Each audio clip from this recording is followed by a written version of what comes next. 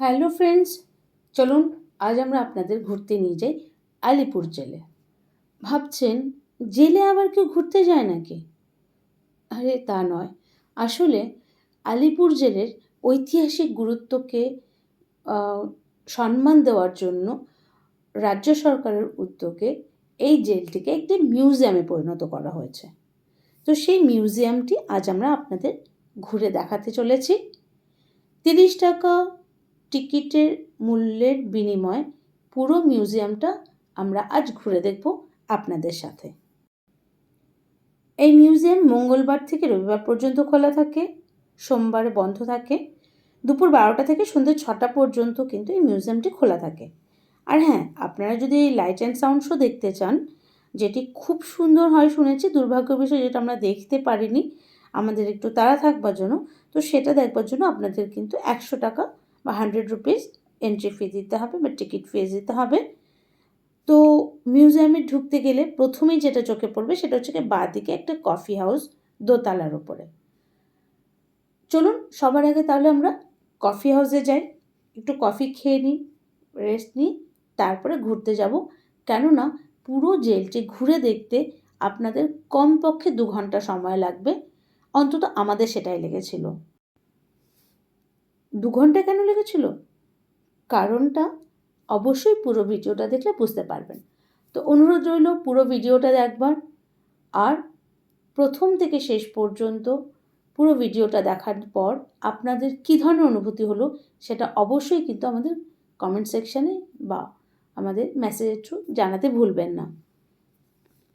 তো যাই হোক, প্রথমে আমরা কফি খেতে চলে এলাম। যেমনটা বললাম, দোতলার ওপরে এই কফি হাউস। দেখতেই পাচ্ছেন কত সুন্দর করে পটচিত্র আঁকা রয়েছে, আর রয়েছে বিভিন্ন বিপ্লবীদের ছবি। আর এখানে কফি ছাড়াও পেস্ট্রি, কুকিজ এবং চাইনিজ ও বিভিন্ন ধরনের খাবার পাওয়া যায়। মেনু অবশ্যই আমি দিয়ে দেব, দেখতে পাবেন। আর এটা একটা সাইডটা পুরো কাচের তৈরি এবং সেখান থেকে আলিপুর জেলের সম্পূর্ণ যে জায়গাটা সেটা দেখা যায়। বেশ ভালো লাগবে দেখতে, এখান থেকে দৃশ্য অপূর্ব। তো চলুন কফিটা খাওয়া শেষ করি, তারপর আপনাদের জন্য আমরা পুরো মিউজিয়ামটা ঘুরে দেখাবো।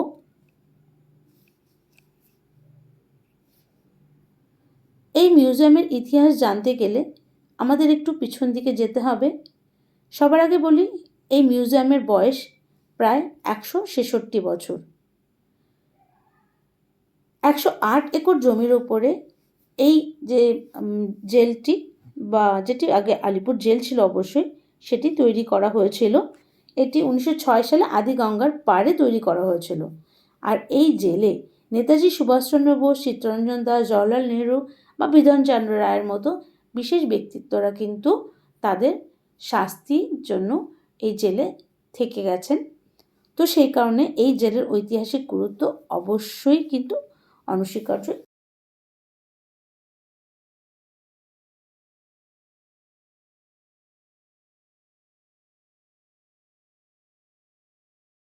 মঞ্চটিও এখানে রয়েছে, সংরক্ষণ করে রাখা হয়েছে, সেখানে যাব।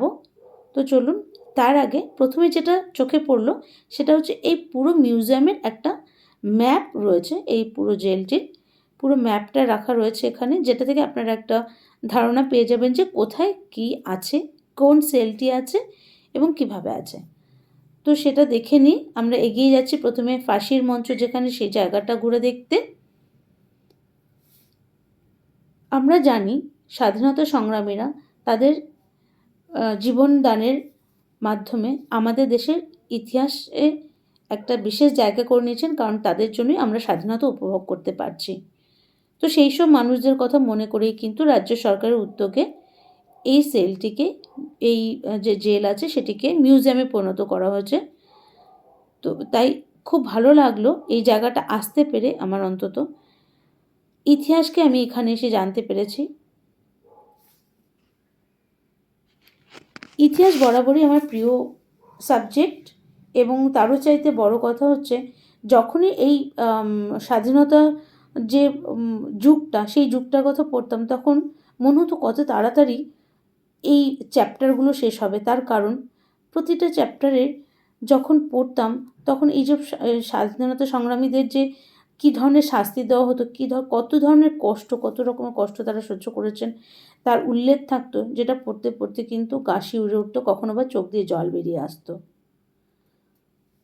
তো এইবার আমরা চলে এলাম ফাঁসির মঞ্চ সেখানে আমরা যখন এখানে ঢুকলাম তখন ব্যাকগ্রাউন্ডে গান চলছে, একবার বিদায় দে মা ঘুরে আসি। বিপ্লবী ক্ষুদিরাম বসুর ওপরে লেখা এই গানটি আমরা ছোট বড় সকলেই জানি। এখানে একটি লিস্ট রয়েছে যেখানে এই জেলে যেসব বিপ্লবীদের ফাঁসি দেওয়া হয়েছিল তাদের নাম উল্লেখ করা রয়েছে, আর তার সাথে তাদের কর্মকাণ্ডের যে ডিটেলস সেটাও রয়েছে, তারা যে ধরনের কাজ করেছেন সে সমস্ত কিছু কিন্তু এখানে উল্লেখ করা রয়েছে দেয়ালে। অনুরোধ করব অবশ্যই একবার আসুন, নিজের দেশের ইতিহাসকে জানতে গেলে স্পেশালি যে স্বাধীনতা সংগ্রামের যে যুগটা, সেই সময়টাকে ব্রিটিশরা কীভাবে আমাদের উপর অত্যাচার করেছেন এবং আমাদের আর বিপ্লবীরা কীভাবে তা সহ্য করেও দেশের স্বাধীনতার জন্য নিজেদের প্রাণদান করেছেন বা কারাবাস গ্রহণ করেছেন, সে সমস্ত কিছু জানতে গেলে কিন্তু অবশ্যই এখানে আপনাদের একবার আসতে হবে।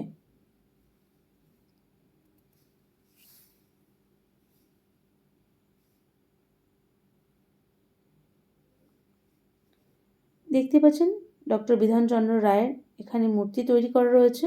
এই সেলটিতে ডক্টর বিধানচন্দ্র রায় কিন্তু কিছুদিনের জন্য ছিলেন, সেই জন্য ওনার মূর্তি এখানে তৈরি করা হয়েছে। চলুন দোতলায় গিয়ে দেখি কি আছে। আজ সানডে ছিল, একটু ভিড় ছিল, রাশ ছিল, তো যাই হোক এরই মধ্যে আমরা যতটা পেরেছি ভিডিওর মাধ্যমে আপনাদের দেখানোর চেষ্টা করছি। তবে একটা কথা বলবো, ভিডিওতে পুরো জিনিস কিন্তু দেখানো সেভাবে সম্ভব হয় না, তো চাক্ষুষ একবার দর্শন করতে অবশ্যই অনুরোধ করব সবাইকে। এই হলো নেতাজি সুভাষচন্দ্র বসু যে সেল বা কক্ষে ছিলেন সেই জায়গাটা, ওনার মূর্তি এখানে তৈরি করে রাখা হয়েছে। এখানে চিত্তরঞ্জন দাস মহাশয় ছিলেন সেই কক্ষ, এবং তার একটি প্রতিমূর্তি তৈরি করে রাখা হয়েছে।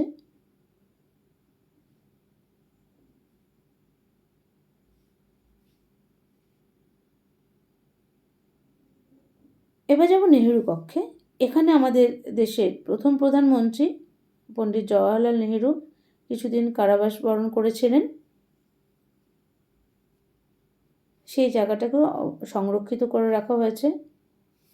অ্যাকচুয়ালি এই সেলের এই জেলের কিছু কিছু সেল আগে থেকে কিন্তু হেরিটেজ হিসেবে কিন্তু ঘোষণা করা হয়েছিল, কিন্তু যদিও সেটা সাধারণ মানুষের জন্য কিন্তু দেখার পারমিশন ছিল না। কিন্তু যবে থেকে এই জেলটিকে মিউজিয়ামে পরিণত করা হয়েছে তবে থেকে কিন্তু সাধারণ মানুষ এই জেল পরিদর্শনে বা এই জেল মিউজিয়ামটি পরিদর্শনে পারমিশন পেয়েছেন এবং আসতে পারছেন। এখানে একটি লাইব্রেরি আছে, যেমনটা দেখতে পাচ্ছেন এই লাইব্রেরিতে বিশিষ্ট লেখকদের বই আছে। এবার এখান থেকে বেরিয়ে আমরা যাব পুলিশ মিউজিয়ামে।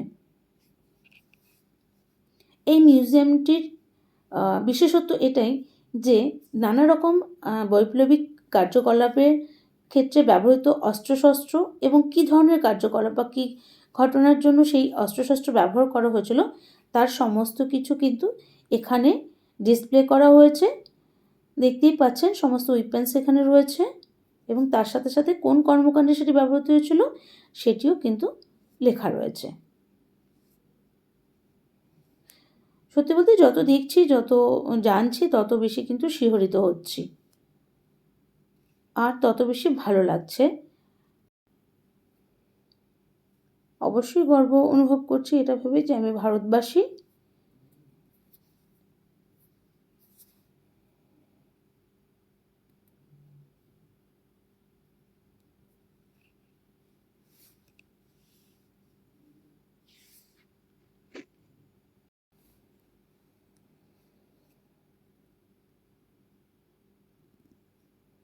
চলুন আরও কিছু বিশেষ বিশেষ জায়গা আপনাদের ঘুরে দেখাচ্ছি।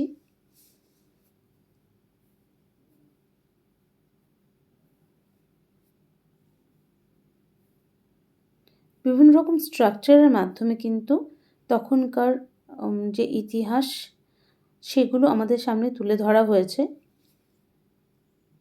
এটি পোর্ট ব্লেয়ারের যে সেলুলার জেল আছে তারই একটি মিনি সংস্করণ। এভাবে পুরো জেলটিকে তৈরি করে দেখানো হয়েছে স্ট্রাকচারটি। এবার যে জায়গাটি যাচ্ছে সেটা হচ্ছে যেখানে তাঁত কল ছিল, যেখানে কয়েদিরা তাঁতের জিনিসপত্র তৈরি করতেন, জামা কাপড় এ সমস্ত তৈরি করতেন, সেই জায়গাটা।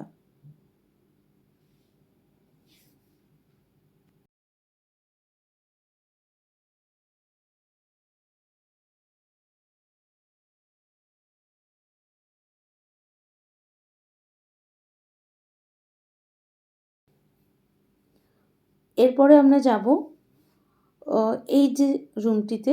এখানে তখনকার দিনের কয়েদিরা কীভাবে জীবনযাপন করতেন, তাদের জীবনযাত্রা কেমন ছিল, দৈনন্দিন জীবনে তারা কী ধরনের কাজকর্ম করতেন এবং কী ধরনের শাস্তি এবং কী ভীষণ নরক যন্ত্রণা তারা ভোগ করতেন, সেটিরই একটি প্রতিরূপ আমাদের সামনে তুলে ধরা হয়েছে বিভিন্ন মূর্তির মাধ্যমে এবং সেটি আপনাদের ঘুরে দেখাচ্ছি।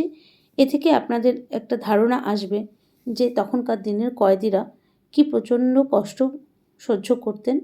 আমাদের দেশের স্বাধীনতার জন্য তারা এইসব কষ্ট সহ্য করেছেন, কিন্তু তার পরিবর্তে আমাদের দিয়ে গেছেন সবচাইতে সুন্দর উপহার, সেটি হলো আমাদের দেশকে স্বাধীন করে দিয়ে গেছেন। এই সমস্ত কিছু কর্মকাণ্ড দেখতে দেখতে কিন্তু একটা অদ্ভুত ভালো লাগা, তার সাথে সাথে মানে দেশের প্রতি অন্যরকম ফিলিংস মনে চলে আসছিল। হ্যাঁ, অবশ্যই আমি আমার দেশকে ভালোবাসি, কিন্তু এই সমস্ত মানে কর্মকাণ্ড দেখার পর সেই ভালোবাসাটা, সেই শ্রদ্ধাটা যেন আরও দ্বিগুণ বেড়ে গিয়েছিল। আজকের এই ভিডিওর মাধ্যমে আপনাদের সামনে কিছুটা হলো এই জেলের যে কর্মকাণ্ড সেগুলো তুলে ধরবার চেষ্টা করেছি। তবে অবশ্যই বলবো আপনারা নিজেরা এসে একবার ঘুরে যান, ভালো লাগবে। তো যাই হোক, আজকের ভিডিওটি এ পর্যন্তই শেষ করছি। সবাই ভালো থাকবেন, সুস্থ থাকবেন, এভাবে আমাদের পাশে থাকবেন, সাপোর্ট করবেন। আপনাদের সাপোর্ট আমাদের খুবই দরকার। যারা নতুন বন্ধু আছেন তাদের অনেক ধন্যবাদ পুরো ভিডিওটি দেখবার জন্য। পুরনোদের তো অবশ্যই ধন্যবাদ আমাদের সাথে এইভাবে থাকবার জন্য। নতুনদের অনুরোধ করব ভিডিওটি দেখার পর বেল আইকন প্রেস করে রাখবেন,